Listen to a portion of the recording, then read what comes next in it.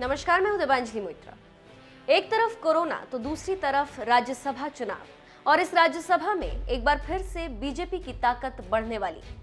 उम्मीद जताई जा रही है कि बीजेपी को 19 जून को होने वाले चुनाव में 9 सीटों पर जीत हासिल हो सकती है। अगर ऐसा होता है तो फिर राज्यसभा में नेशनल डेमोक्रेटिक अलायंस एनडीए की सीटों की संख्या 100 हो जाएगी।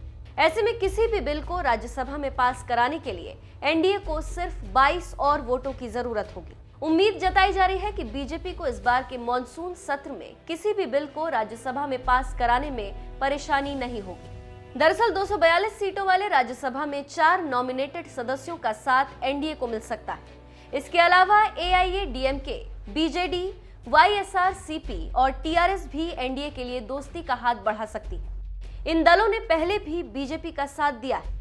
बता दें कि राज्यसभा में अपनी बहुमत न होने के बाद भी मोदी सरकार ट्रिपल तलाक और आर्टिकल 370 को खत्म करने वाले बड़े बिल पास करा चुकी है। अब अगर राज्यसभा में एनडीए की सीटों की संख्या 100 के पार पहुंच जाती है तो फिर किसी भी बिल को पास कराने के लिए मौजूदा सरकार को ज्यादा मेहनत नहीं करनी पड़ेगी। 19 जून को राज्यसभा की 24 सीटों के लिए मतदान होगा।